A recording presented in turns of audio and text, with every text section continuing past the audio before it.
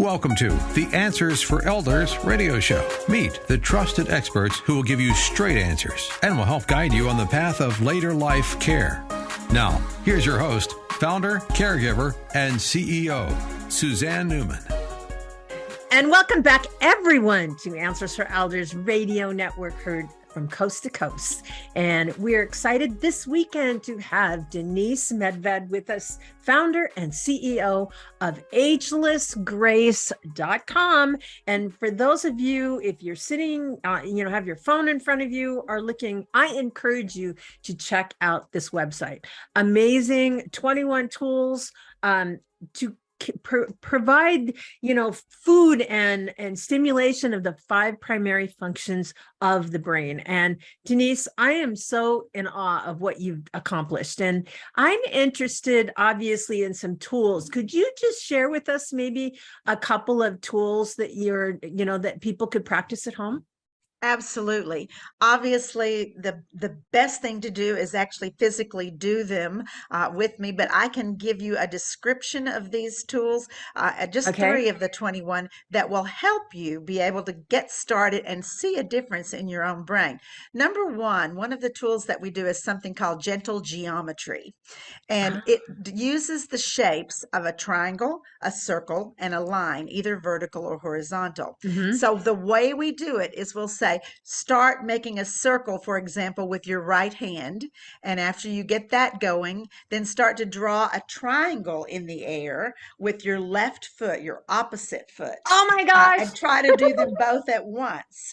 And then depending on the group, many people cannot do this at all, and that's the point of it. It's stimulating and everybody laughs, neuroplasticity, and everybody's laughing, but you want to keep trying. The minute you stop, that means your neurons stop firing. So you're making the circle with one hand, you're trying. So you don't want to stop and say, I can't do this, I give up. You want to say, I'm going to keep trying so I can fire neurons. And then I might add a third thing and say, with the other hand, make a horizontal line. So you might be doing a circle with one hand, triangle with the opposite foot, and then a horizontal line with the opposite hand. And you keep doing this on one side, to a song, something that you like. You put on some music, and when the song is about halfway through, you switch and you mirror it. So you're switching sides of the brain that you're working. So now the other hand's making the circle, the other foot is making the triangle, and the other hand is doing the horizontal line. That is fascinating. And I'm sitting here initially trying it, and I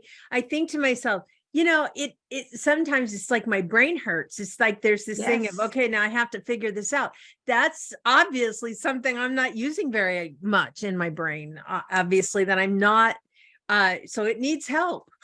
Well, most people don't do new things. They do what they already know how to do, and they repeat it. They're in a habitual pattern that they use every day.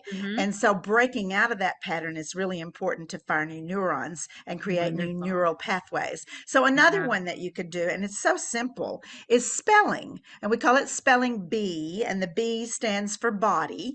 And what it means, you're spelling with your body parts. You're not spelling on a piece of paper.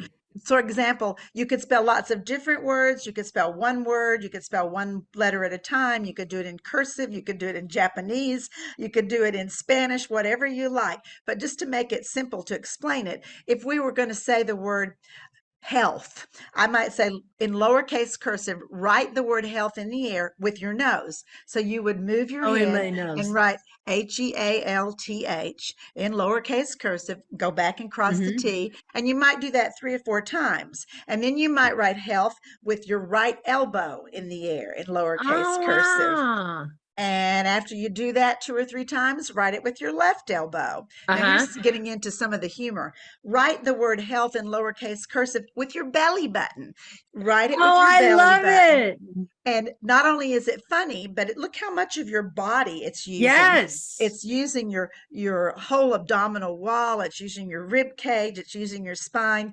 And then you might write health in the air with your foot 2 or 3 times, and then with the other foot, or with your back against the wall. So you use all kinds of body parts. And again, we could have written several different words. I could have written health with my nose and written brain with my right elbow and brain with my left elbow. elbow and written body with my belly button. It doesn't matter as long as you're switching up and using words and you're writing them with your body parts, because your brain right away is stimulating those functions of the brain. It stimulates all 5 of them simultaneously.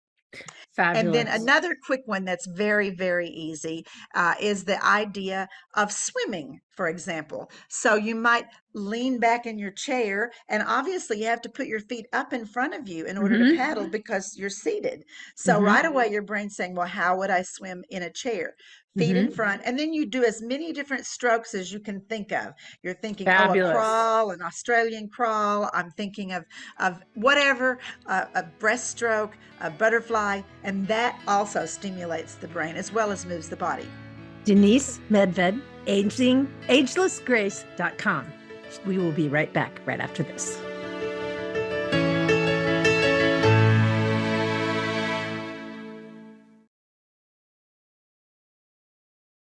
We at Answers for Elders thank you for listening. Did you know that you can discover hundreds of podcasts in our library on senior care? So visit our website and discover our decision guides that will help you also navigate decision making. Find us at answersforelders.com.